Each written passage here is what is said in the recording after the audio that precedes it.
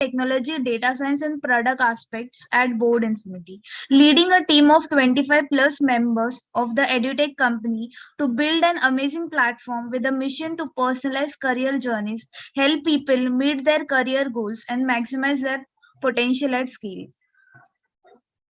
So it is great to have Aditya Gupta here.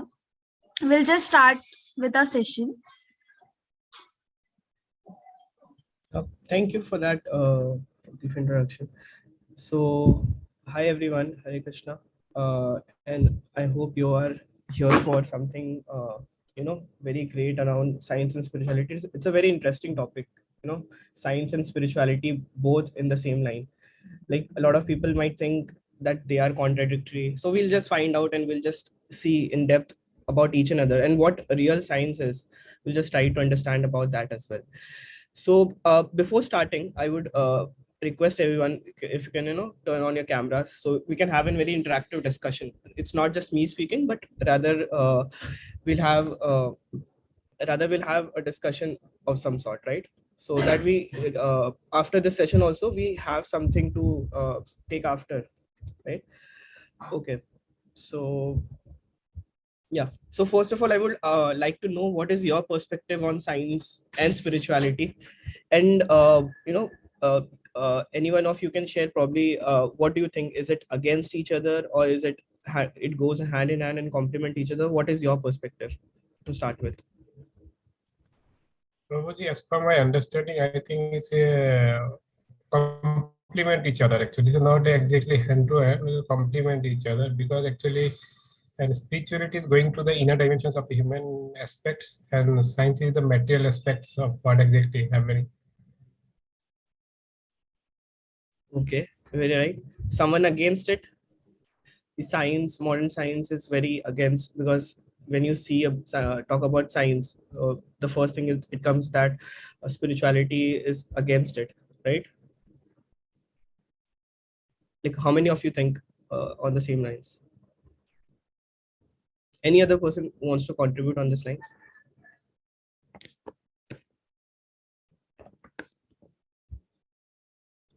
Okay, so Love Singh says where science doesn't work, spirituality works. Okay, great. Any science enthusiast here who wants to probably take it on the other side? Okay, so let's keep this session a very interactive session rather just me speaking. So probably more people can also share their thoughts.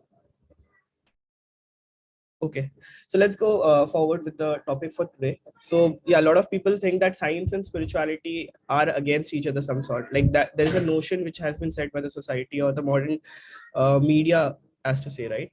But we'll just unexplore and discover so there are so many things and intricacies around that, and we'll just go step by step. And so the contents and the concepts that we'll learn today are modern science and the untold truths. There are a lot of truths that we haven't touched upon by the modern science. We were not never thought about. We never saw science in such manners. We just it was just in the textbook. We have to learn that science, we have to give that paper, and then that's how we learn science. But we were never given that thing to question things, right? So we'll just unexplore a lot of things, a lot of unexplored untold truths and untold questions about the modern science. And then we'll also go about understanding. Okay, so Mudit says modern scientists are against spirituality, not knowing that it is the other way. Spirituality is also science. Yeah, very true, Mudit. So we'll probably so we have that in mind, I think. But yeah, so we can probably we'll also unexplore a lot of different truths and some facts and evidences to kind of support these thoughts, whatever we have around this. Okay, so also we also learn about advanced scientific ideas from the Vedas. So there are so many different things around science, so many different things around cosmology, so many different things about architecture, engineering that we can learn from Vedas, right? So there are lot of things which Vedas has to offer in terms of scientific. We think that the notion which comes in mind whenever we talk about Vedas, or whenever we talk about spirituality, that it's backwards. But we'll also understand that how deep it was in the past, how the great sages were so qualified and so advanced in their ages, way back in the 5005, way back, when we had all this modern instruments. Still then also they were able to make so many discoveries around. And also then we learn that science and spirituality, how they can go hand in hand and they can complement each other. And that's how we get the best of both the worlds, because we cannot neglect science, right? We are using this technology, we are using this Zoom to have this discussion, and that is given by modern science. So we cannot forego science. But yeah, we have to understand that science and spirituality, they both complement each other. And then what is the best of the both the worlds that we can probably understand and take after this session. Okay, so these are the major contents that we'll be covering. So just let me start. So I would like to start with a quote from Sir Isaac Newton. So he says that it seems to be like a boy playing on the seashore while the great ocean of Sith lay undiscovered before me. So what do you understand by this? Anyone would like to explain?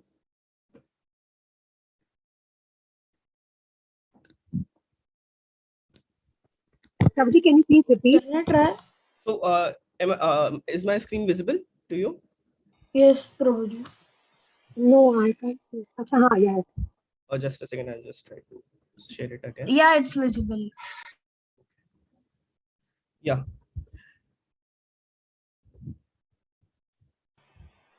Prabhuji, can I try? Yeah.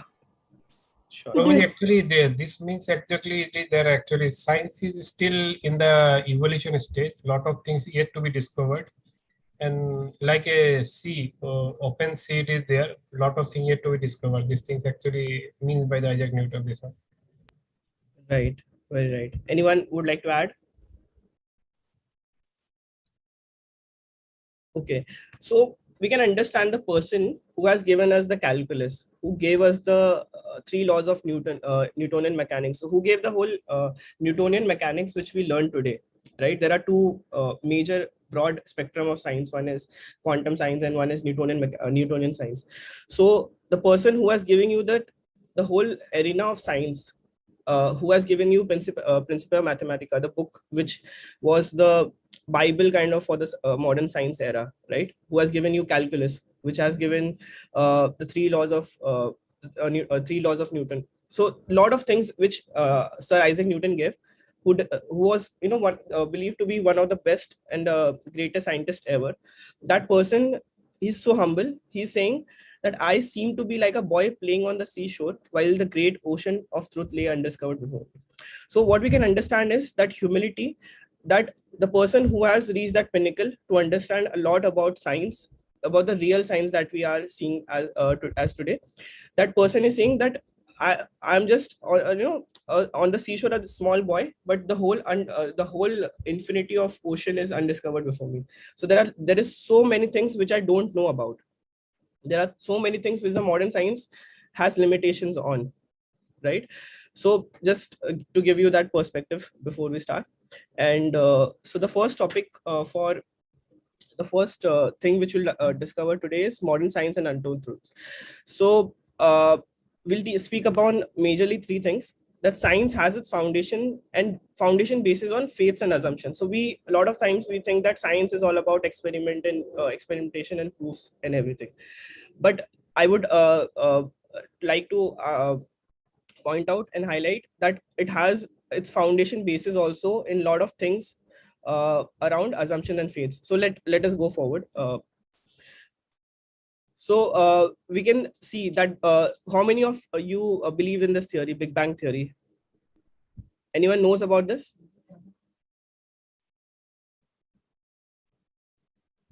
We have all studied it, right, in our school days, about the Big Bang theory.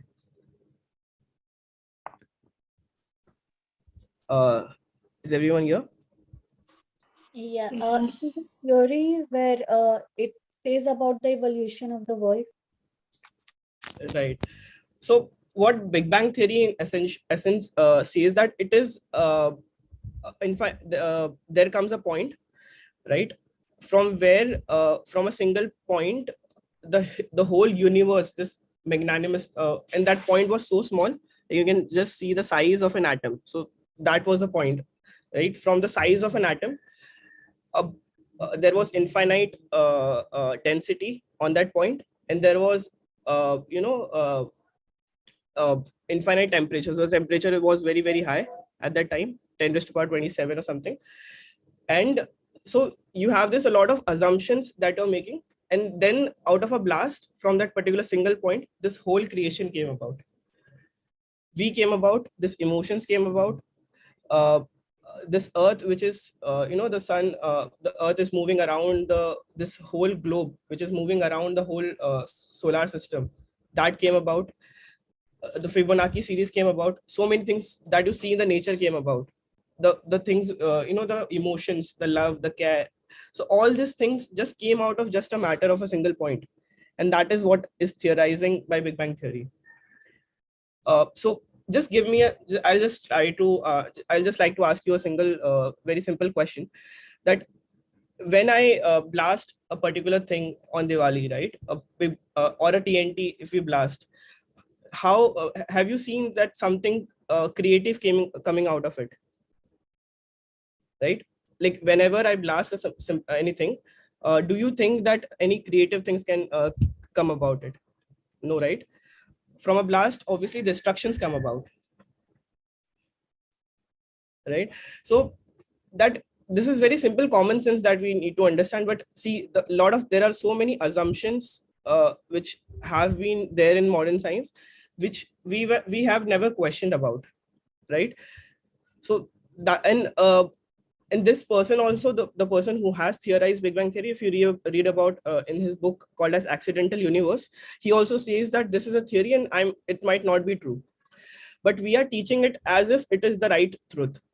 And if you don't write in the paper, you won't get marks, right?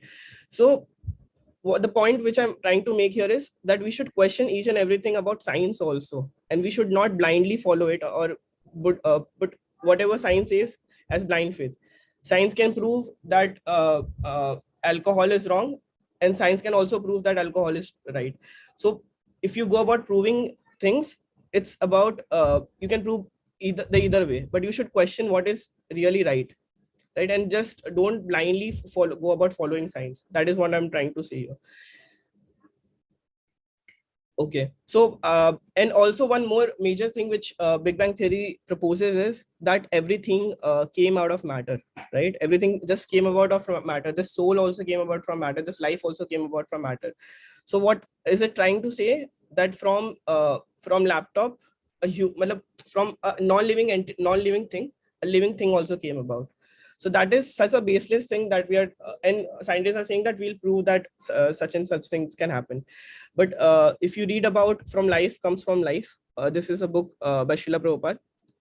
So Srila Prabhupada was having this conversation. So Srila Prabhupada is the founder Acharya of ISKCON, and he was having this conversation with a lot of his, scientists, disciples, leading scientists from US, Swarup Damodar and Dr. Sharma and Richard L. Thompson.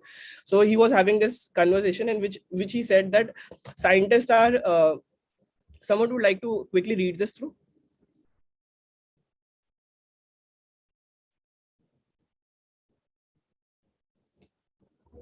Hello. Okay, so I'll just quickly read through. So I say that scientists. Yeah, sure. So, Prabhupada, I say to the scientists in this thing, who, as they say, life comes from chemicals. And I say that take some small egg. You can see there are some substances like yellow substance and white substance. Analyze the chemicals and combine them and put them in an incubator. You get one chicken. Why the rascals cannot do it? And still, they say that life comes from chemicals. What is the answer? Devotee, they say it is too complicated. Prabhupada, that means you do not know.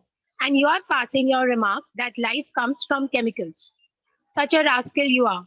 You do not know what is the thing, and still you are declaring your knowledge. You are misleading people and you are captured. You say, yes, Wait millions of years. We shall do it by trying. What is this nonsense? All post-dated checks. So these rascals should be stopped. Speaking on lies, propaganda. Let him go to hell. I don't mind. But why they are misleading others? That is the greatest harm they have done. We attack them only for this reason. Otherwise, individually you go to hell. Who cares for you? Right. So what Prabhupada is trying to say here is that the scientists are themselves not believing, and they are being atheists, and they are saying that we'll prove that everything came about from Big Bang, and there is no need of a creator in place. Everything came about from matter. But Prabhupada is saying that prove me anything which comes out of matter, and from matter can you get life? Prove me just one single thing. But there is no single thing that we can prove. And the scientists are saying that we are working on it, we are working on it. So this is post-dated checks, right? We cannot, so obviously we'll live for 60 to 80 years or 100 years at max, right? So we cannot live on this hypothesis that in next 60 years they will prove, and then we'll probably go about believing on God or not. Rather, we should see what we have the best today. And if the if the Vedas has to offer some real understanding about how this creation came about, then why not kind of take about that?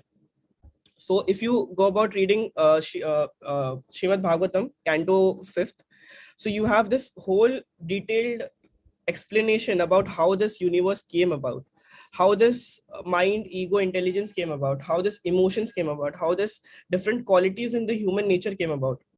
So this cannot be explained from matter, right? You have to go into depth of understanding all these things also.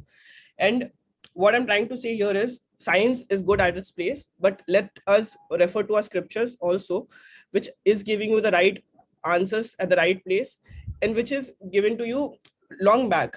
Then why not refer on to that and then start your discovery from that point? And so the major takeaway from here is that not just believing in science just blindly, but rather also going towards our scriptures and understanding what what scriptures has to say about life, what it has to say about the creation, right? So if you want to understand more in depth about how this creation came about, there is a very better alternative of Big Bang theory in Srimad Bhagavatam Canto 5th, and it is very vividly and detailed described. So let us go forward. Okay, so one question I want to ask you all. So how many of you asked your teacher to show electrons before went about learning physics or electronics? So we have this whole field of electronics, right? We have people doing PhDs in electronics.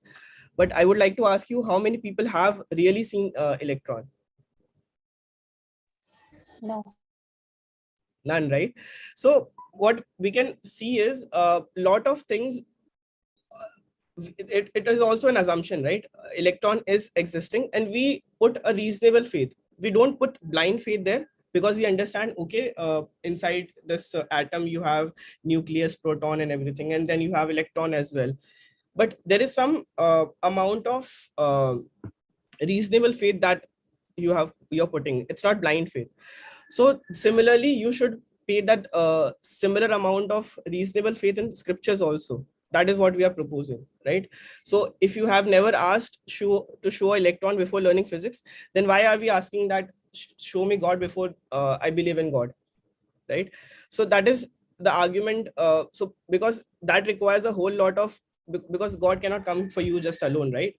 You have to have that credibility, or you have to have that all things to for Lord to come before you, right? So similarly goes with science also. So science also has that basis that you have to put faith in a lot of things. So I'll give you one more example post this. Yeah, so before talking about that, basically the faith which we are talking about should be reasonable. It should not be blind faith. I'm not asking you to put a blind faith, but the faith should be reasonable, that it should be sensible, and it should be verifiable. So when we're talking about have you seen electron or not, we can understand it from a lot of theories, that Heisenberg's principle, that electron movement is there here and there. So we can understand a lot of all these things. So it is sensible faith, and we can also verify it by other means and everything. So similarly, we should be putting that reasonable faith, which is sensible yet verifiable. into into our scriptures also. So we should go and first of all go and understand about sensibly about how what our Vedas has to offer, and then verify it accordingly by our practicing it, and then seeing whether I'm getting results or not, and then putting a reasonable faith on it, right? So yeah, I would also so how many of you have learned about Darwin theory in your I am sure that everyone might have learned about it, right? Darwin theory. You can put in the chat yes or no or something, or you can probably speak also. Yes. Yes. So yeah, a lot of people have learned about Darwin theory, right? Every one of you. So we'll just see what other scientists have their opinion on Darwin theory. I'm skeptical of the claim. I'm skeptical. I'm skeptical. Yes, Skeptical.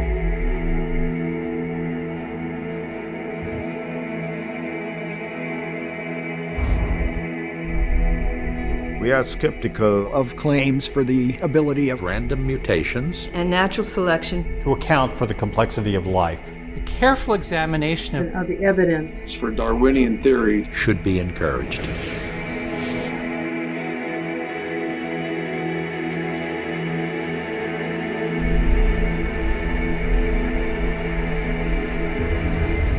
Skeptical. Skeptical. Skeptical. Skeptical.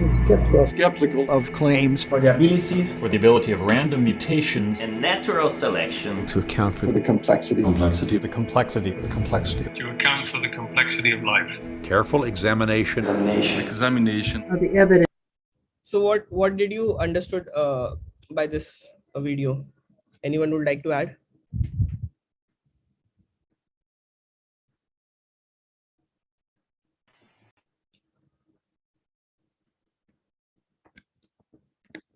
Hello.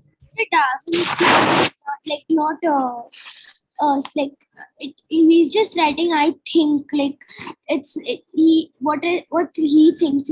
It's not proven properly yet. Right. So basically, there are a lot of theories, as to say, theories, which means it's not yet proven or something like that, right? So there are so many theories out there which is not yet proven, and which the scientist community is also against it, like still not reached to a conclusion whether it is true or not. But still, we are being teaching in our NCRT, in our textbook of science, that Darwin theory of evolution and everything. So why, if something is not yet proven, why do we have to teach it in the wrong manner, right? That is what we are trying to propose. So how many of you, when you learned the theory of evolution, that we came out of this how many of you kind of questioned that we came out of ancestors came out of really from monkey? How many of you question that? I think none of you, right? Because whatever was written in the textbook, you just kind of followed, and you were not. Science is all about questioning things, but we were not taught science the way it should be taught, in the questioning way, right? In the challenging way, because science is all about questioning, debating, coming up with the new theories and everything. But we were never taught that science the real way it should be taught. We were just taught, okay, that on the textbook way, just mug up these things and go on, right? But if you go about understanding Big Bang theory, if you go about understanding theory of evolution, and we just very go into depth of things and try to understand what does it what's its basis on, right? We would there are so many questions can be raised upon it, right? So the point here is that we should question things on the science side also, rather than just questioning, मतलब कि हाँ ठीक है मंदिर आते तो हमें question आता है कि ठीक है इससे अच्छा तो हम थिएटर बना देते हैं, या इससे अच्छा तो हम इसको गरीबों को बांट देते हैं, इतना पैसा क्यों बर्बाद करना। तो वो सारे क्वेश्चंस हम जब साइंस की बारी आती है तब नहीं करते हैं, बट जब स्पिरिचुअलिटी की बारी आती है तब लोगों को ज्यादा क्वेश्चन आ जाते हैं अचानक से. So that is something we should be worried about, that whatever we are learning in science also, we should question that also very critically, and that is how you learn science. So critical reasoning is a must. That is what I'm trying to say. Also I would like to point out a important book called as Merchant of Doubts, which is one of the best sellers in LA, right? And this book's what it highlights is this whole tobacco industry is has run a whole propaganda. So this scientist, this tobacco industries, they paid the scientists to get the researches done to prove that this tobacco is not dangerous. And there are so many documentaries. There is if you search on YouTube, there is a same documentary on the same name, Merchants of Doubt, a movie of 2 hours, where you can understand there are so many things which the scientists have done just for their own benefit, just to commercialize things. They are so basically the scientists get funded to prove such an XYZ theory that tobacco is good for health. Prove me this, and they would go about proving those things in the right way, rather than, so they are not. So this leads us to a very serious problem, that science in its essence was anyone has to say anything? Yeah. So science in its essence was promising us to give, the real answers towards the life's truth. But now it is going commercialized, and it is doing things for the money, rather than, just proving the things which are right. So that is something, a very serious issue that we have in the today's time, in the modern science time, that things are just for their own sake, and just for their own personal motives, things are getting commercialized, and they are proving the things they want to prove the way it should be. The big industries are giving this PhD scientist a good lump sum amount to get that things proven, that this is okay and this is not okay. And so, which means that a science in its essence is getting corrupted today. So we should be questioning very critically whatever we are learning from the science side as well. So everything should not be just taken, so blind faith on science is also very, very dangerous. So blind faith on anything is very dangerous. So we should not do that. And the scientist has played a crucial role in sowing the doubt about the links between smoking and health risks. Right? So they were proving that the smoking is okay for health and all those things. And there are so many other things also about global warming. The scientists knew that CO2 and greenhouse gases would be coming up, but no one cared about it. So you can read about this in more detail from this documentary or this book as well. Okay, so so also we see in mathematics, right? We have this thing called as axioms, right? What is axioms actually? So actually this axioms, just to give you a preface, mathematics is basis on this 5 axioms that you have, and on top of that you build the whole mathematics as we know it. So this axioms in its core is a proposition accepted as true without proof, within the mathematical system. So basically what it's trying to say is it should be accepted as true without proof. Well, let us assume वाली चीज हो गई. So we assume, let us assume that x is equals to this, right? So this axioms, so what I'm trying to say here is science and mathematics, from the foundation, it has to come up about a lot of various assumptions or various faiths that you have to put in science and mathematics also. It's not that you get everything proven from the day one. So similarly, so we'll see about in spirituality also. But what I'm trying to say here is that blind faith should not be done on science.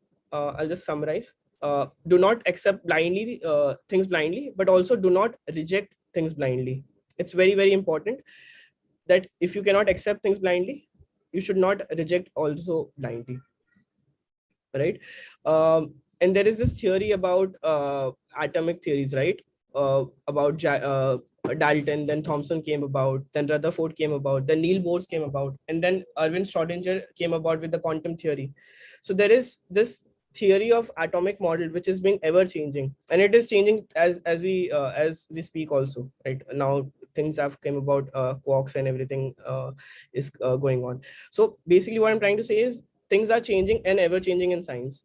So it's not that constant. So basically whatever the knowledge which is provided, and that is the nature of science, and it should be also that, but there are so many life principles, there are so many things out of science which is very constant and that we should learn about, right? So So in totality, if we understand about modern science, it is commercialized for personal motives to make money, right? There are so many things, we saw about tobacco and everything, and it is also clueless about the real purpose that we are solving out for. So if I ask you where we are heading towards with the technology and science, what do you think? What is the answer? Where are we heading towards? What is the thing which science is trying to solve out for?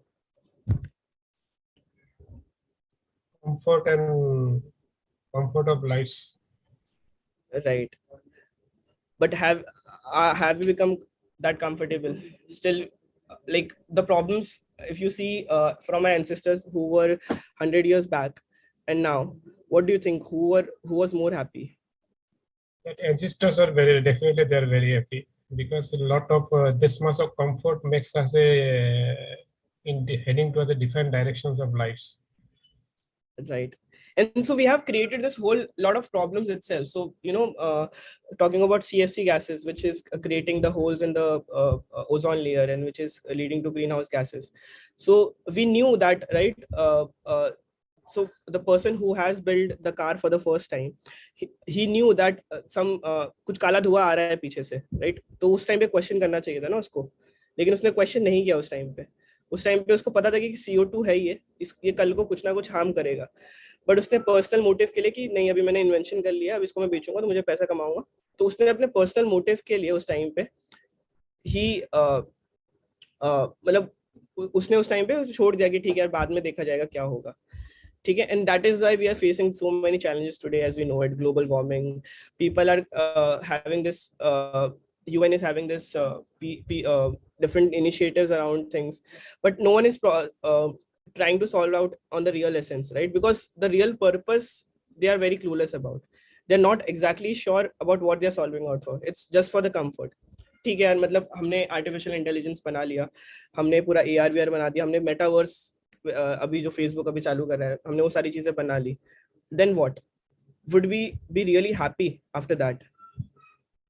So the real purpose in its essence should be questioned, and that is not questioned as such by modern science today.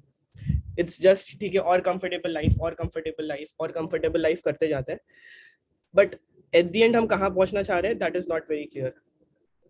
So that we should question about as a critical thinker. Right?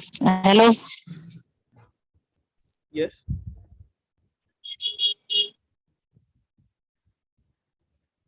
Okay.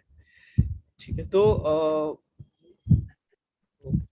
so Prabhuji, actually, I want to ask one question, if yes, if you're allowed. yes. Actually, where we are lacking in that spirituality side, actually, we are not able to raise this into the highest level of forum that people should be convinced that spirituality is also a parallel subject to the science. I didn't get you exactly, sorry. Shall I come again? Yeah. Please. Yeah, actually, that where we actually, as a spirituality part, we are lagging, that we cannot raise to the higher level or higher forum that people should be convinced that spirituality is also hand to hand with the science. Okay. So there are some slides on the third theme for this, and probably we'll discuss about that. So we there are a lot of I'll just speak about it in the later part. Yeah, that would. Okay. So okay. So yeah, modern science gives you temporary solution as we know it. Like we saw with हमने AC तो बना दिया, but हमने एक नया problem create कर दिया. CFC gases, greenhouse gases. हमने गाड़ी तो बना दी, but CO2 बना भी दिया उसके साथ, तो global warming. So we are solving one problem, but we are creating 4 new problems, and that is the major issue with the modern science that we are having, right? So yeah, just to give you another perspective, a Vedic perspective towards things. So we see this example about Varahadev, right? You all might know, right? Varahadev was one of the avatars of Vishnu. So we see that here Varahadev is holding this globe, right?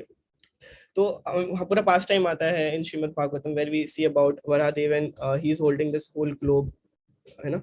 तो उस sense में हमें पता था कि भूगोल था, हमने पहले से उसको बोला था भूगोल, मतलब जियोग्राफी को हमारा नाम ही था भूगोल, which means we are seeing it was circle.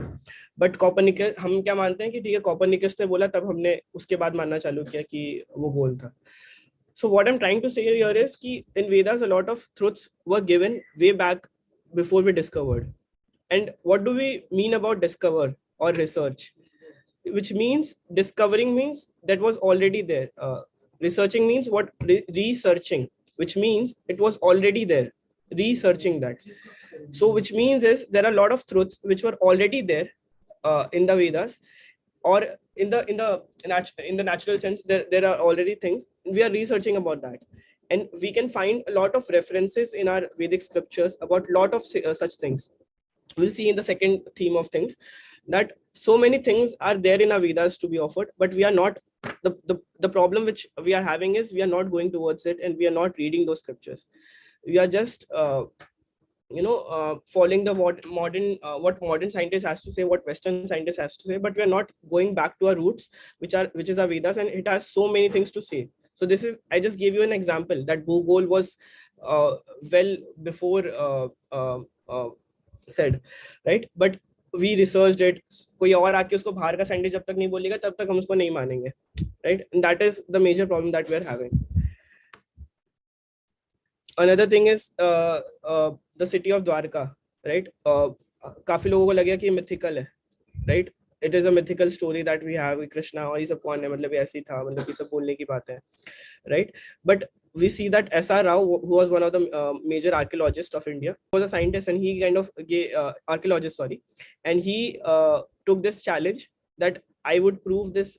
It was not a myth, but it was a real fact. And with his team, he kind of excavated. In 1979, he came about a project where he discovered so many things around the lost city of Dwarka. He saw the mahals there. He found out a lot of different coins from that particular point of time. So there is a whole video I can probably share after this session. You can probably see that in detail about so many things which was excavated after this excavation. And this proves that in reality all these things were not just a mere myth, but it was something which was happened. So हम कब मानते हैं कि ठीक है scientist ने उसको एक थप्पा मार दिया, उसके बाद हम स्टैम्प मार दिया, तब उसको मानेंगे. But we never put direct faith on scriptures, right? Because we question there. But when it comes to science, we never question things. So that is what I'm trying to say here, is question things on the science front as well. And a lot of things on the Vedic front is which we are seeing would be proven in later terms by the scientist. तो हम तब मानेंगे, but rather अगर हम अभी मान लें तो काफी, because we have limited amount of time, right? We all have 60, 70, 80 years what. So rather than put some reasonable faith, not blind faith, but reasonable faith into our scriptures and understand what scriptures has to give us, right? Because हम काफी बार हमने कितने सारे examples देखे कि जो भी चीज वेदास ने बोली वो एक पॉइंट पे जाके प्रूव हुआ बाद में. तो हम स्टार्टिंग से अगर उसको माने और अगर हम उसको स्टार्टिंग से प्रूव करने का ट्राई करें तो हम जल्दी कंक्लूजन्स पे पहुंच सकते हैं, rather than wasting time in lot of different things, right? Also I would like to point out this U-turn theory, which means कि चीजें यहाँ से लेके जाके हम जब वेस्टर्न में लेके जाते हैं, जैसे कि meditation, right? So meditation was born out of India, right? It has the roots in India. It is mentioned in the scriptures. There are so many different kinds of meditation that are mentioned in the scriptures. There is this mantra meditation. There is so many types of meditations which are there. Now, the people from the Western countries took this idea, built it into an app like Calm, Headspace, and they are earning billions and billions of dollars. This Calm app has an annual run rate of $1 billion. So you can understand, because we have this inferiority complex as Indians, because we think that our Vedas are backward or something like that, we are not believing in them, and the scientists are taking advantage of it, taking things from us, presenting it in a better way and repackaging it and presenting it to us, and then we are saying okay हाँ very अच्छा है, बहुत अच्छा है, बहुत अच्छा है. तो हम पहले क्यों नहीं मान लिए कि हाँ ठीक है ये चीज अच्छी थी और हम उसको ट्राई आउट करते हैं, एंड हम अगर इस तरीके के एप्स बनाते हैं तो we would be on the benefit side, right? So there are so many things like this which are there in the Vedas today as well, which are yet to be explored. And वो बाद में कोई बाहर का scientist जाएगा, उसको निकाल के लेके आएगा, उसके ऊपर प्रोडक्ट बनाएगा, वो कमाएगा, एंड देन हम लोग मतलब फिर बाद में मानेंगे उसको. तो there are so many things like this, you know. Yoga also, bahar usko abhi kuch aur bolte hain. There is this pranayam which abhi log alternate nostril breathing usko bol rahe hain. So there are so many things which are taken from India, repackaged and presented in a different format, and उस तरीके से दिखाया जाता है कि हमने बनाया है, right, by that repackaging. So which is very very wrong, and we should take that advantage ki we have so many things, so many great knowledge with us, and let's utilize for our benefit and for the benefit of the world. So sorry. So yeah, so the real science and Vedic perspective. So what real science is, one science we saw, which was which was personally motivated and everything, but on the Vedic perspective we see that it's not personally motivated. Why? Because we can see it as constant. ऐसा नहीं कि वो बार बार change हुआ है, right. It is constant. Bhagavatam 5th canto पहले लिखा गया था 5000 years back. It's constant, and whatever it is said, it is true today as well. आप उसको तभी नहीं मानोगे, बट उसको प्रूफ होने के बाद मानोगे, बट मानोगे जरूर, राइट. तो बात वही घुमा फिरा के that it's not personally motivated, but it's very very constant, right. One, it has, so athato brahma jigyasa, right. You have this self realization thing. So hamare Vedas tells you a lot of things about the purpose of things also. It's not just going in the direction ki theek hai for our personal motivation, or they are not clueless about things. They are very very clear about where we need to go towards. As a spiritualist, we have our own defined purposes ki theek hai, we have to reach in the dham of the Lord, and what is the process to reach there, what are the practices that we need to do. So all those things are very very vividly mentioned in the scriptures, and which will be furtherly discussed in the further upcoming sessions, which but what I'm just trying to say is the purpose part of things is very very clear in the Vedas if you go about reading it. Okay, so right, so and it also gives you permanent solutions. So whatever solutions which you see, if you see which is given by the Vedas, like meditation, so it doesn't have any other repercussions as such. It gives you permanent solutions. So Ayurveda might be slow, but it gives you permanent solutions rather than just giving you temporary stitch solutions, right. So whatever we see in Vedic, from the Vedic perspective, it gives you permanent solution. It has a very definitive purpose to solve out for, and it is not personally motivated. And that is what real science is about, right. It's not about just personal motivation and the commercialized modern science as we see it, but the real science, or Vigyan, and in its essence, is this true purpose. Having the true purpose in mind, very clear, having that no personal motivation towards it, but proving whatever things which are there. If you see science ka definition, by the definition also, it's like that, right. And it should give you permanent solution rather than stitch solutions, right. Just to give you a very brief conclusion, whatever we spoke up till now. Is the slide visible? Yes. So yeah, modern science and alternate truths about Vedic perspective. So basically, what we saw in the previous slides was that science has its basis on assumptions and reasonable faith. So we must consider spirituality also with some reasonable faith, experiment with it, and then make an opinion, right.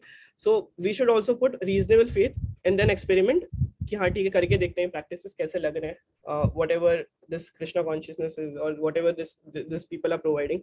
Let's just try it out for ourselves, see it about for 6 months, 1 year, 1.5 years, 2 years, because for science we have given that time, right, from early third standard, fourth standard से लेके अभी तक हम पूरा science ही पढ़े आ रहे हैं.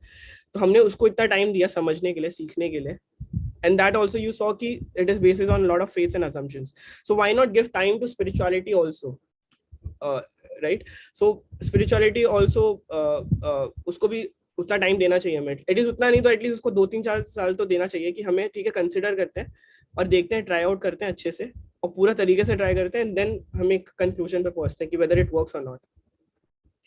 And science is ever changing, and it is not constant by nature, as we saw with the theory of atomic theories. But we can turn to spirituality, which is constant, right? Constant, you mean कि द्वारका उन्होंने बोला था तो है, meditation उन्होंने बोला constantly, तो जो भी सारी चीजें हम देख रहे हैं वरादेव ने वो बोला था, तो ऐसा नहीं कि चीजें चेंज हुई over a period of time. The scriptures were remains the same, and the principles and the essence which the Vedas are teaching, it remains the same throughout. It's not ever changing. So this is something which we can rely upon, right?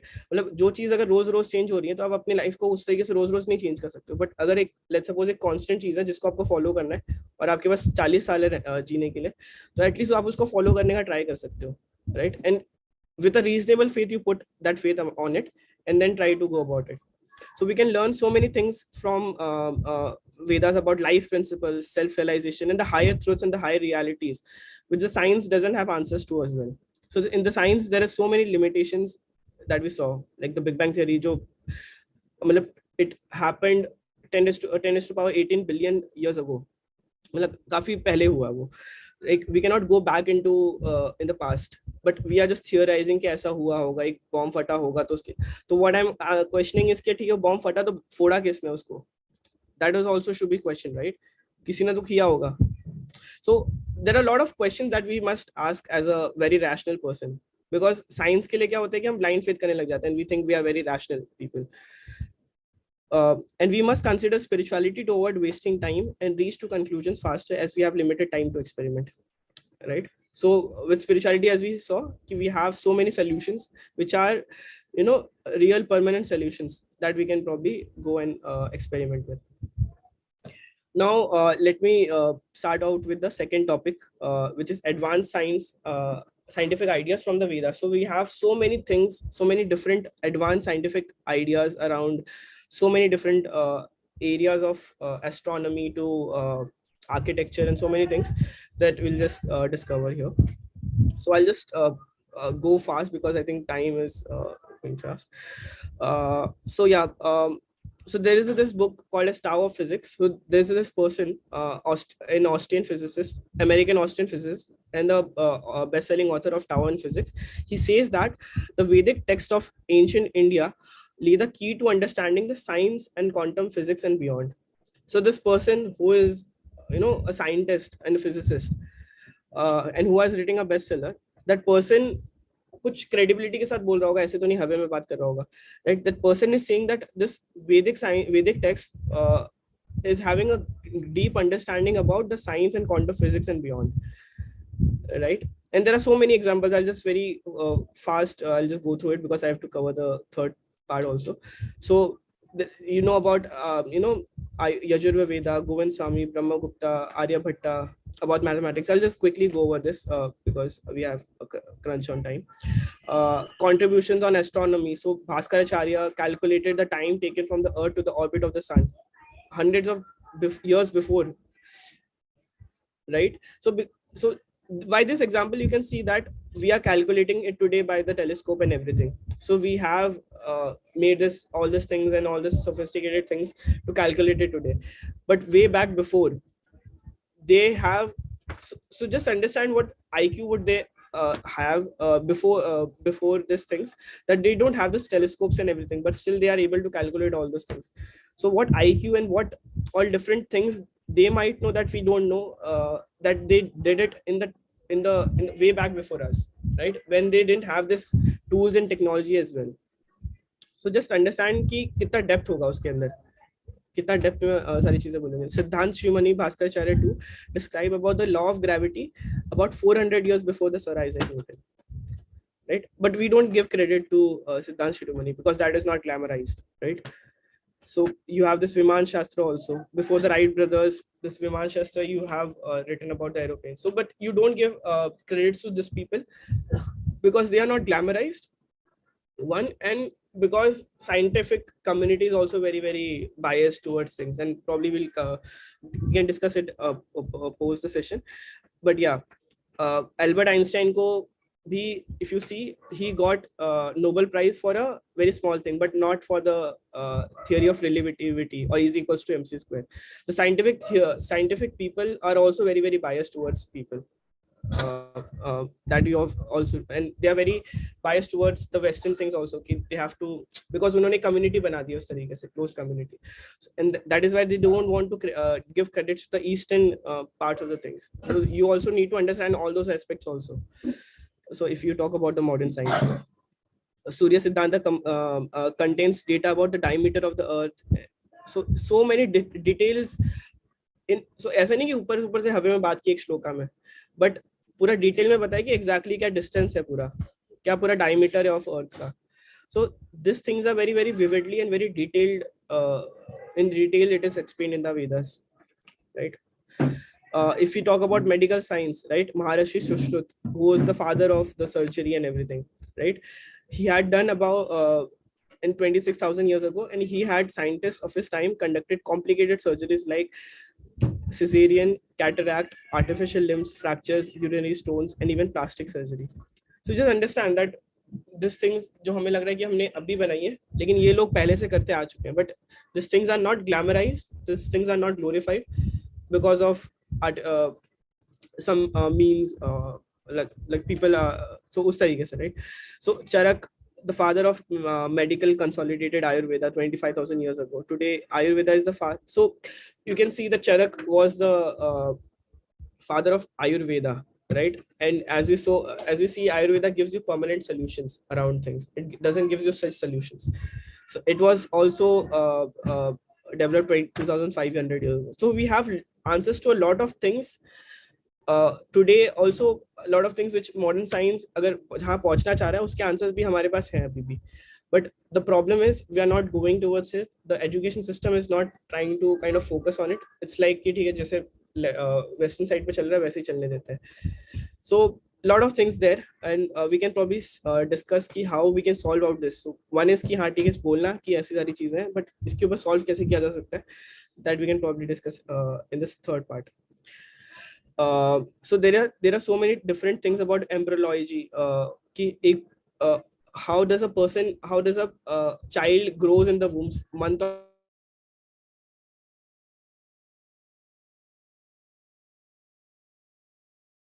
very vividly describe about this. And it was way back before मतलब आपके sonography machines होने के पहले. So without all these machines also, you are able to understand so many deeper aspects towards things. So just understand कि क्या depth होगा और क्या IQ level होगा इन लोगों का, and what all things we might have. But we are all missing on those things because we are not going on towards reading all such things. Just to give you an example of architecture marvels, there is Angkor Wat temple in Cambodia. It's not in India, for that matter. It's outside the premises of India. And this is a Vedic Vishnu temple, which is built one of the world's largest religious monument that you have. And there are so many National Geography has made a documentary on this, so you can probably see that also. So such and it is like a very big city, and like a lot of things can be seen. It's a very big rectangular, like almost like जितना विले पाले होगा उतना बड़ा वो पूरा premises होगा उसका Angkor Wat का, right? So it's very big. It's very big for that matter. And so all these things were made, so many years back, 5,000 years back, 1,000 years back. And we think that ki theek hai, aaj to back we have this JBC and all those things, then only things can happen. But so many things happened in the past also, without all this modern equipments and everything. So just understand कि वो लोगों का कितना ज़्यादा highly scientific brains होगा, and कितने efficient processes होंगे कि without all those things also they are able to do all those things, right? The Surang Tila of Sirpur, you can it was made in such a way that it survived the 11th century earthquake also. So there are so many architectural marvels that we have from the Vedic times, right? There is this Kailash temple also, which I just so which was carved out from the whole mountain that Kailash temple came about. So there are so many different things that we had in the past, but we are not glorifying, or we're not crediting towards all those things, right? So I just went out very fast on this because I had to take question answers also in the end. So probably we can discuss some things more. Science and spirituality. So so in this section we saw that in the medical science front, in the architecture front, in the astronomy front, in the mathematics front, so many scholars are also saying that so many things which we had in our scripture, we are having in our scriptures, but we are not going after it and reading all those things because we don't have the time to do it, because everything we think that the modern science and the Western scientific theories which are there, that is only the perfect things, right? So let us go and understand what is the connection between science and spirituality, modern science and spirituality, and how do they complement each other, and what actually we can take after this session. So when I read Bhagavad Gita and so this is said by Sir Albert Einstein. Needs no introduction, right? The father of whole what do you say this? Like he has written E is equals to mc square, and he has given us the quantum mechanics, right? So many things which he has given us. So I think he needs no introduction. So he says, when I read Bhagavad Gita and reflect how God created this universe, everything else seems so superfluous. I have made Bhagavad Gita as the main source of my inspiration and guide for the purpose of scientific investigation and formation of my theories. So the person who, so we saw the example of Newton, now we are seeing the example of Sir Albert Einstein. So two of the most prominent scientists of all time, who we all know by the names, right? I think we all know, and only two people, right? By names, Albert Einstein, Newton. और लोगों को पता होगा, but I think काफी कम पता होगा. But these two people, just to understand that these people were theists, and these people referred Upanishads, Bhagavad Gita as well, and they are praising it also. That the main source of inspiration and guide for my purpose of scientific investigation and formation for my theories comes from Bhagavad Gita. So we can understand that modern science, जो लोग अभी इतना ज़्यादा so if you see science, अगर तरीके से देखा जाए तो अभी टेक्नोलॉजिकल एडवांसमेंट्स हो रहे हैं, बट साइंटिफिक ब्रेक थ्रूज नहीं आ रहे हैं in the last 50 years, 60 years if I say. But from the time of Newton, from the time of Einstein, Oppenheimer, such great scientists, right? So these people had did wonderful breakthroughs in the field of science, and these people were theists. But if you talk about today's scientists, they are very much atheist. So जो लोगों ने कुछ किया नहीं है इतना ज़्यादा, वो लोग पता नहीं out of so much ego they are becoming atheist. But people who have been on the pinnacle of science, who have seen the things on the larger spectrum of things, who have done the biggest discoveries in science as we see it, these people are theists, and these people are referring that Bhagavad Gita and Upanishads are so much good. And we'll see a lot of such examples. So if you know about Neil Bohr, right, from the atomic theory, Bohr's theory, so he says that I go to Upanishads to ask questions. Sir Ramanujan, who was one of the greatest Indian mathematician, PhD at Oxford, he says that equation has no meaning unless it is expressed as a thought of God.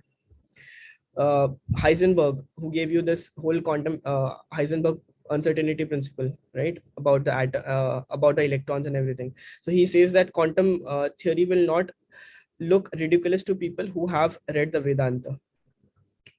So these people who have done it, done some great breakthroughs in science, and who have achieved a great feat, these people are saying that Upanishads, Vedanta, Bhagavad Gita are the things they refer on to. So who are we in terms of just compare of things. Robert Oppenheimer, who was the father of atomic bomb, he says that access to Vedas is the greatest privilege to the century may claim over all the previous centuries.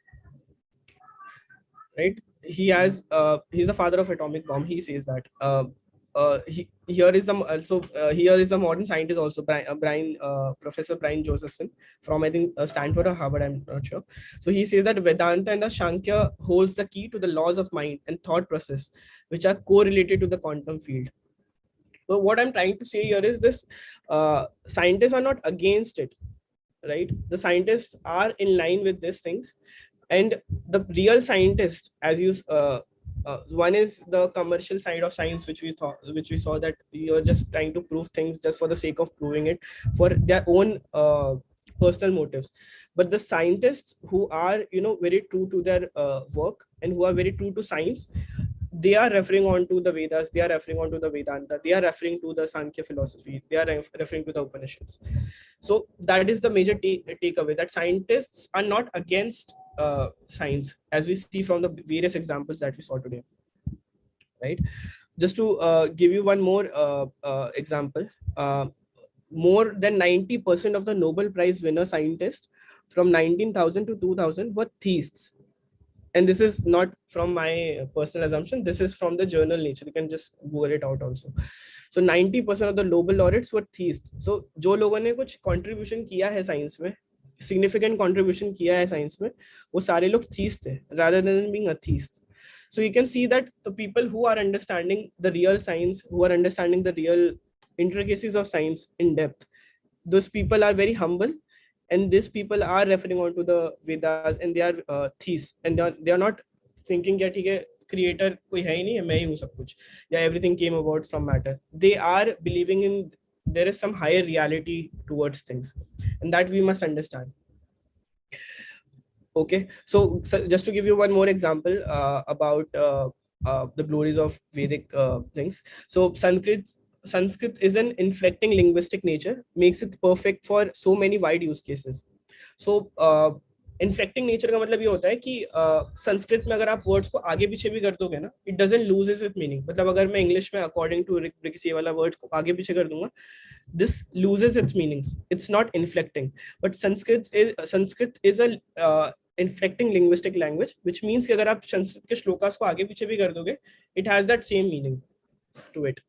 So so Sanskrit in that terms, Panini Sanskrit to be specific, is so perfect that it could be used. It is the best suited language for artificial intelligence. And this is not told by me, it's told by NASA. And this is the research paper, if you want to go in depth of it. It was given in 1985 itself. So the knowledge representation in Sanskrit and artificial intelligence.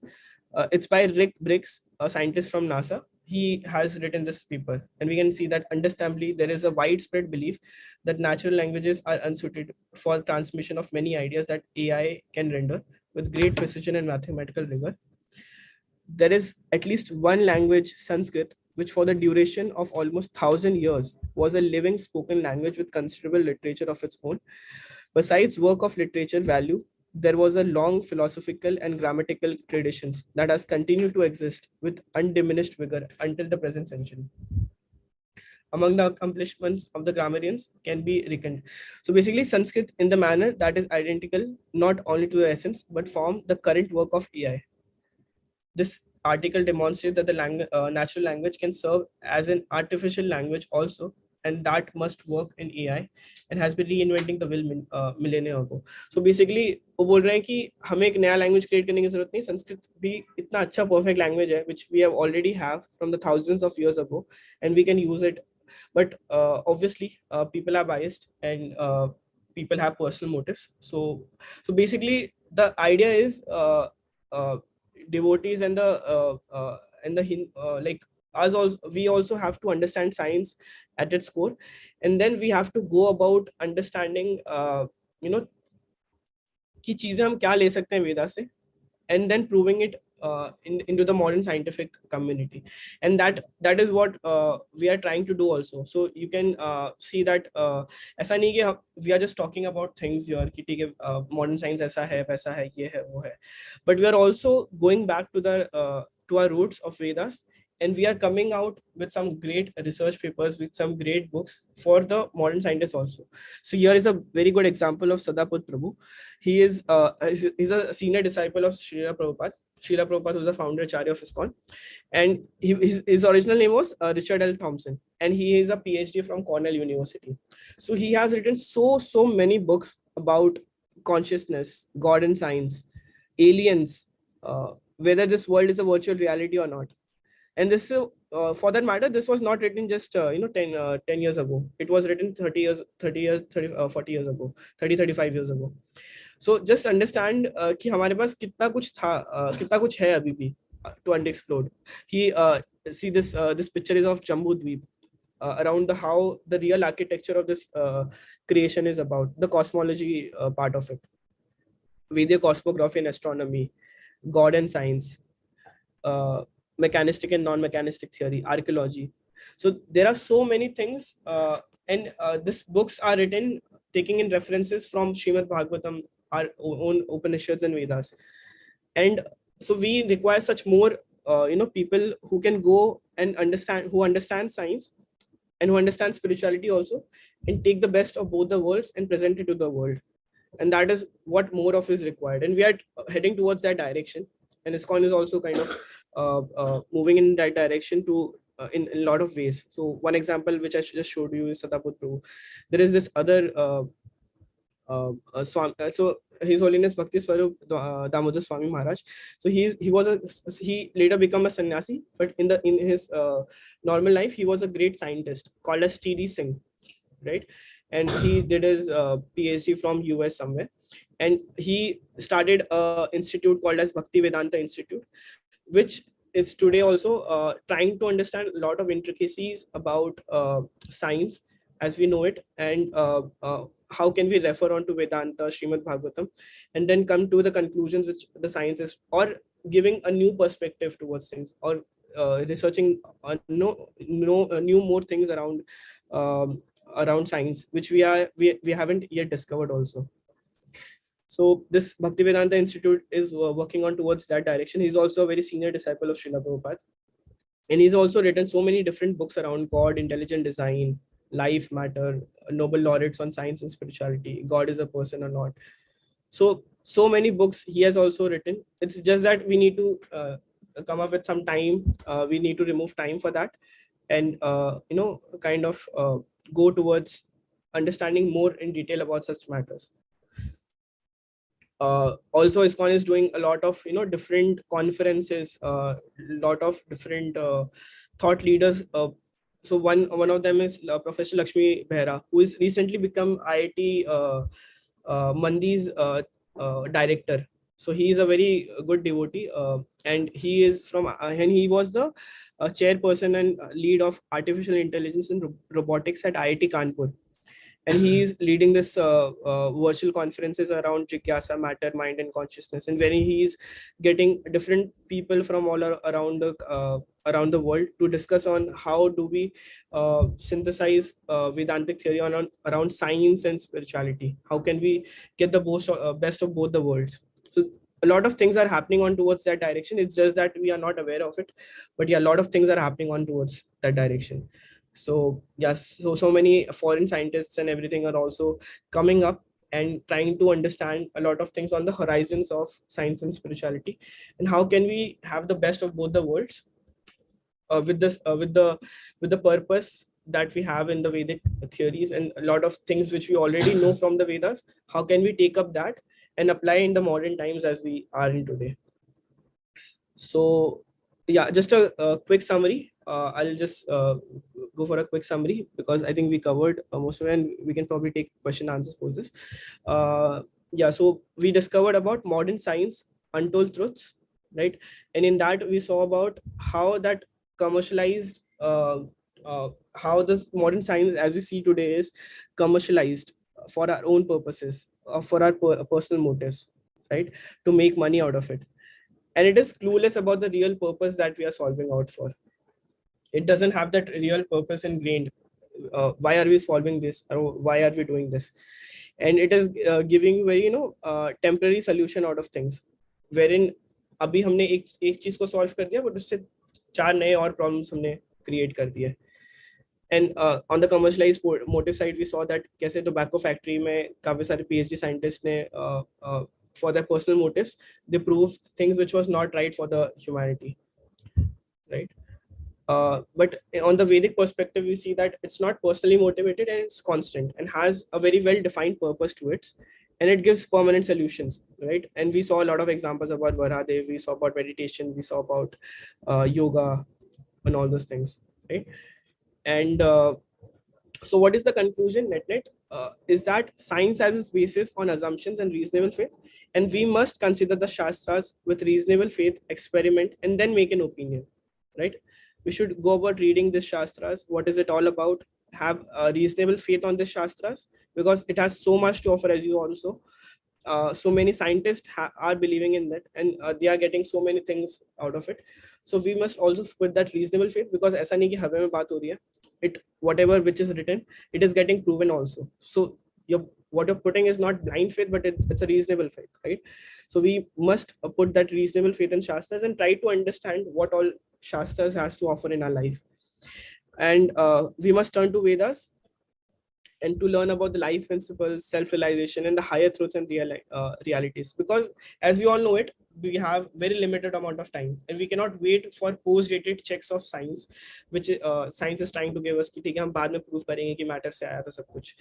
But we know कि ठीक है Canto 5th में लिखा हुआ है कि how does this creation came about, and if you're very convinced about that answer, why not go ahead and क्योंकि बस उतना ही नहीं समझना, उसके आगे भी चीज समझनी कि एग्जैक्टली करना क्या है. एक तो हमने समझा कि ठीक है why have I come here, how this creation came about, but then the answer to be asked is कि what should I do, why have I come here exactly, what is the purpose of my life, what all things that I should do in order to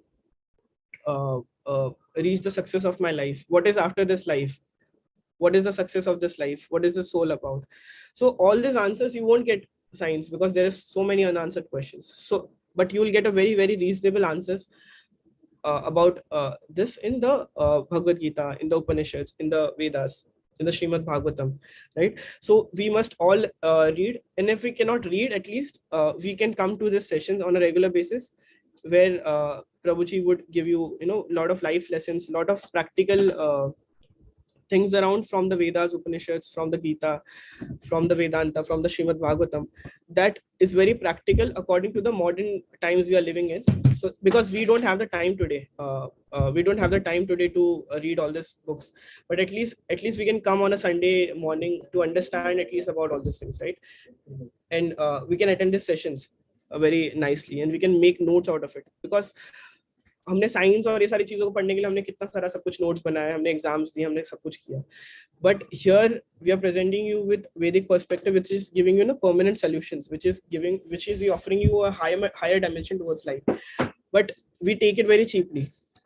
We think ठीक है यार, मतलब secondary option की तरह लेते हैं हम उसको कि यार ठीक है, मतलब नहीं भी करेंगे तो क्या हो जाएगा. But we should understand कि ठीक है हम क्यों आए, why we have come here. All these core questions, agar koi sensible, reasonable person hoga, he would ask himself, right? So we should very critically ask these questions to ourselves and try to find answers in the Vedas, because it has answers to all those things. And yeah, so that was majorly it. And we also learned about so many scientific ideas from the Vedas. We saw about astronomy to architecture to so many things that we had. And then we also at the end saw about science and spirituality, and how some of the devotees, how some of the spiritualists are also trying to draw conclusions from both best of both the worlds for the modern times. So I think that's it majorly from my side. We can probably take up some questions if you might have. Thank you.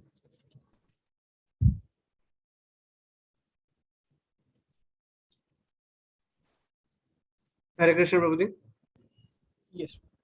Yeah, thank you for this wonderful session. I really liked the session, and the part which I understood was that when something is glorified, people would start running towards it. So just like science has been glorified to an extent that people are crazy about it, and like they feel that modern technology is the ultimate thing, so just as things are glorified, which is a behavioral pattern, that if something is glorified, you run behind it. We must we must start glorifying our Vedic scriptures as well, so that we can provide the essence of the Vedas, and I think you have done a lot of research in presenting all these documents, providing contemporary analogy between science and Vedas. So I think this is really, really nice, and we must all resolve to glorify our Vedas. Thank you. Right. Thank you.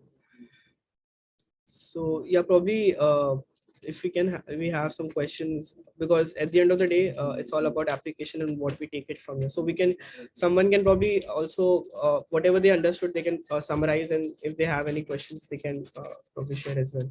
So that would be great.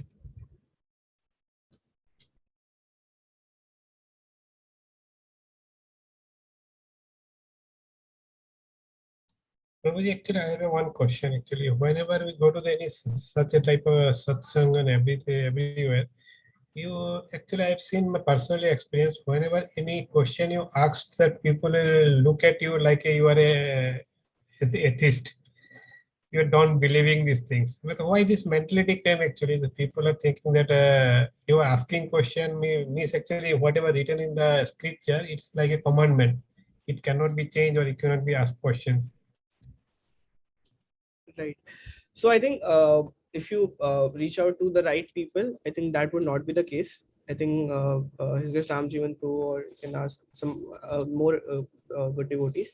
So they would, very on spot answer you with the right rigor and with the No, right actually, reasoning. this is not actually for this forum. Actually, I'm not saying that. Actually, whenever it's outside forum or something anywhere, Okay. the people are looking this thing because people are afraid to go this type of functions and everywhere. They're not afraid to asking questions. This is the people actually they trying to be apart from this type of CA. Right. So it's very important that you take out information about all this spirituality also from the right places, right? So as you have this AICT approved colleges for learning about engineering colleges, right? So similarly, you have some sampradayas and some good organizations from where you can learn about such things. So I think learning these things from the right organizations, from the right people who have the in-depth understanding about all these things. I think if you ask some good questions from them, they would never fear away answering those questions. So it's very important from where you are trying to understand all those things. Because I have experienced this thing, so many of my friends actually went to this type of lecture, and they asked some questions, and they're humiliated like anything, that they never turned up again to go there. Okay.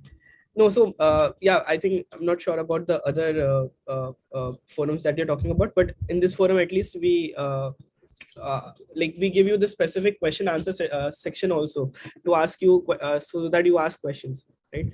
So I think here that's not the case, and wherever people who are very clear about the philosophy, very clear about whatever they're speaking on, they would very likely to answer those questions very nicely, and they won't shy away and answering those. Maybe because of actually people don't have the knowledge that much, their in-depth knowledge, they are actually taking that everything as a commandment. That whatever saying in the subject, they cannot not able to explain it properly. That's why they're saying that this has to be like this only. So that's what I said. You have to understand it from the right people, and you should know whom you should listen from to. So right. Aditya Prabhu. Aditya Prabhu. Hare Yes, Krishna. yes. Hare Bol. Yes. With due permission, can I try to answer the question? Yes. If it is okay with you. Yes. Okay.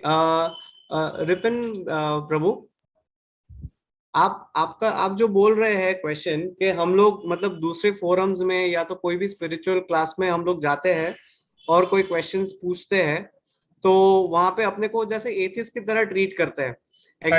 मैं example देके बोलता हूँ. एक आधा कोई बड़ा सा session था, उसमें एक लड़की ने पूछा कि हम लोग शिव जी को दूध क्यों चढ़ाते हैं, why not we spend that much milk कि किसी और को कोई गरीब को दे दे या किसी और को दे दे ऐसा. So the answer was very specific. बहुत बड़ा ग्रुप था. So normal tendency of the orator is या तो कन्विंस करो, या तो कंफ्यूज कर दो, या तो फिर उसको डरा धमका के उसको बिठा दो. सो that is the normal tendency. बराबर. सो तो वो वहां पे जो ओरेटर थे या तो जो स्पीच दे रहे थे, उन्होंने बोला हमारा मर्जी है, हम चढ़ाएंगे, हमको पसंद है. आप अपने हिसाब से करो, हम हमारे हिसाब से करते हैं. So that was like you are trying to intimidate the person saying that you are an atheist. Okay, however हम लोग ने मतलब यहाँ पे काफी सारे लोगों ने सेम क्वेश्चंस यहाँ पे भी पूछा. The answer was really convincing के why you want to question when somebody is doing some kind of karma or some kind of ritual in spirituality. जैसे शिव जी को दूध चढ़ाते हैं या तो फिर कृष्ण जी का हम लोग अभिषेक करते हैं, तो हम लोग को पैसे वेस्ट हो रहे वो दिखते हैं. But when you are spending the same amount of money for your sense gratification के चलो आज मेरे पास 1000 रुपए है, होटल में खाना खा के आता हूँ, या तो फिर किधर डिस्कोटेक में जाता हूँ, या I enjoy in a way which I want, तभी आपको गरीब क्यों नहीं दिखते हैं? Only when you are spending money for DT worship or when you are spending money for भगवान को फूल चढ़ाओ या तो भगवान को अभिषेक करो, तभी आपको वेस्टेज दिख रहा है. अभी आप बाहर खाना खाने जाओगे, 2000-3000 रुपए स्पेंड करोगे, तभी आपने जो खाना जूठा छोड़ा, तभी आपको वेस्टेज क्यों नहीं दिखता? So it is basically something like when you want to do something for yourself, you don't see wastage, but when you want to do something for God, you see wastage. So this is one such example, okay, if you are giving answer correctly, then people will get convinced. But most of the time क्या होता है कि ऐसे forums में हम लोग पूछते हैं questions, उसके answer correct नहीं मिलते हैं. So the only other option is या तो उनको intimidate करके उनको डरा दो कि भाई तुम atheist हो, या तो फिर उनको confuse कर दो. So these are some of the tactics which are used. But out here what we try to do is, अगर हमारे पास answer नहीं है, we say okay, we will come back to you, but we will not give you any false claim के भाई हाँ ऐसा है इसके लिए ही हम लोग वैसा करते हैं. Is that question is clear to me actually? इस forum के बारे में actually मैं देखा actually live experience, I faced it. So a lot of people turn out to go there again. So I think probably we can talk personally also. We can take probably more questions if there is any Right. related to the topic.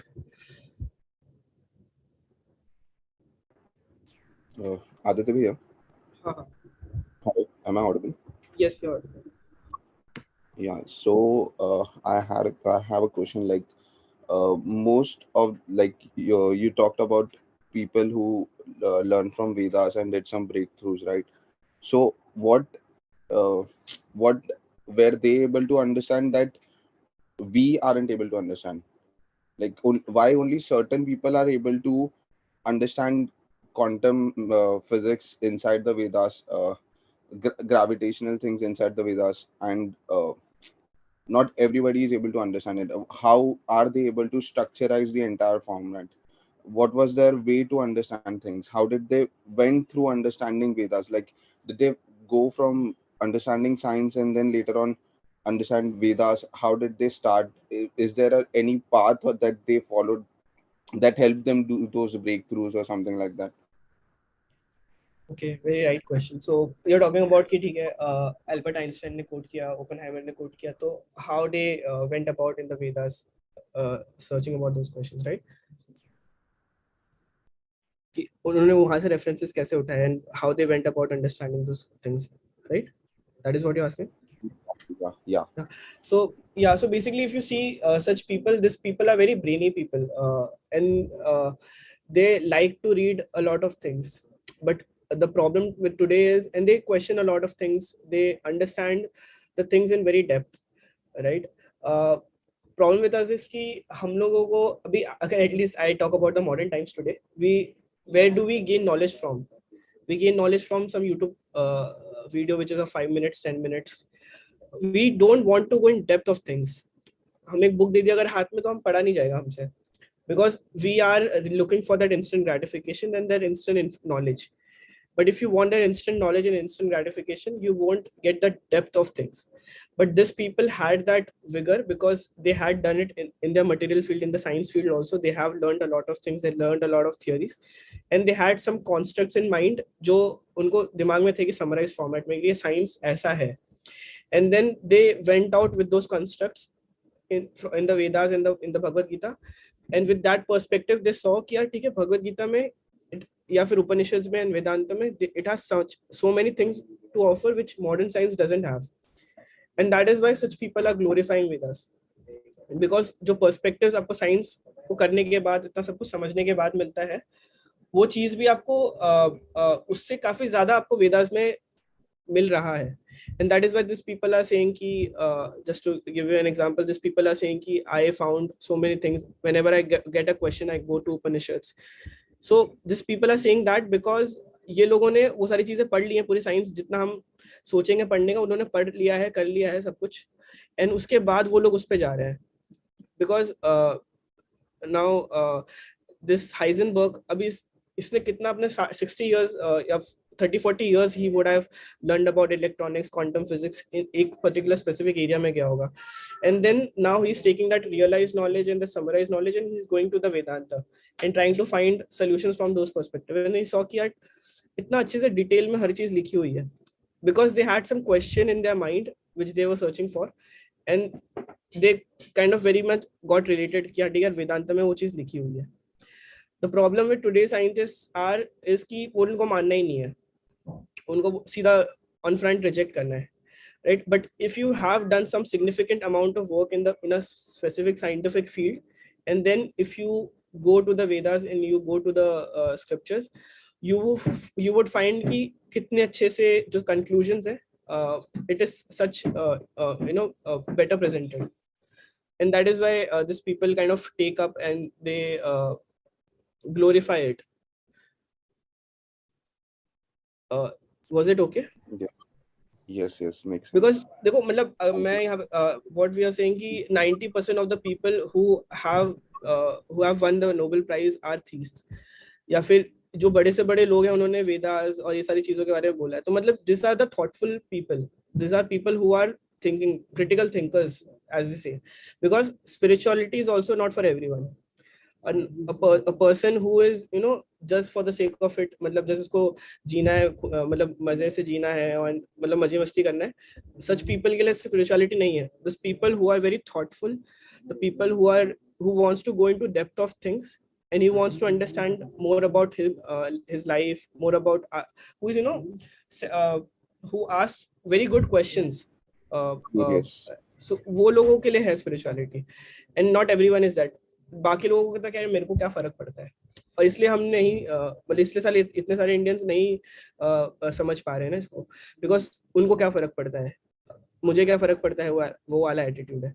But if you have done some significant contribution in a field and if you are a very critical thinker and then you study these things, you get things, because हमें लगेगा कि ठीक है यार ये तो क्या लिखा है, बट ये लोगों ने पूरा सब कुछ रियलाइज कर लिया 40-50 साल अपनी जिंदगी के, एंड देन वो पढ़ रहे हैं तो उनको लग रहा है कि यार क्या चीज लिखी है ये, बिकॉज उन्होंने अपने फील्ड में मास्टरी कर ली and then they are reading that and then they are praising Vedas. तो कुछ तो होगा ना उसके अंदर, तो because we haven't given that amount of time towards it, and काफी लोगों का एक तो टाइम नहीं दिया है और एक तो है कि मुझे क्या फर्क पड़ता है attitude. So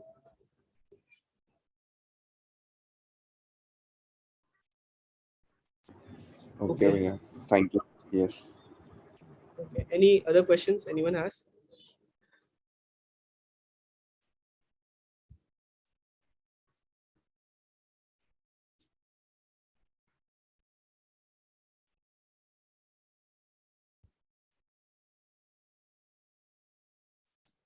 Okay, so could I ask anyone randomly what did you understand and what would you take out from this session?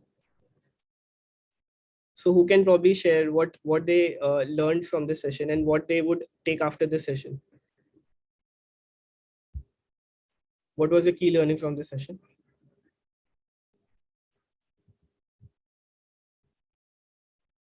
So Apekshit, you can probably share.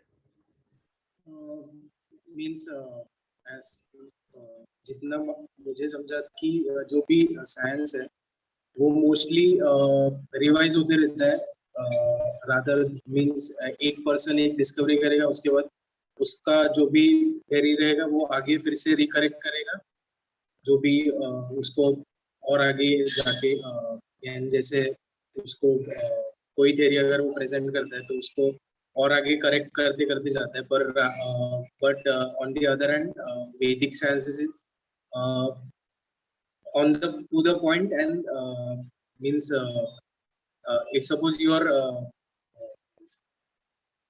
really interested and uh, want to learn about the science or the uh, stuff which is related to that, Vedic sciences will guide you to the means, correct direction rather than in modern sciences, which is mostly one person based on mostly on assumptions and theories or some sort of vague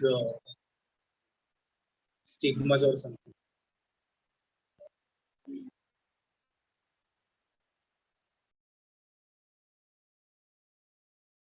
Yeah, very rightly said. Dr. Parikh has to say something. I listened to it very carefully today. Whatever Vedas has in its core, as far as the medical science is concerned, we also believe and we all talk about that Sushruta was the first surgeon.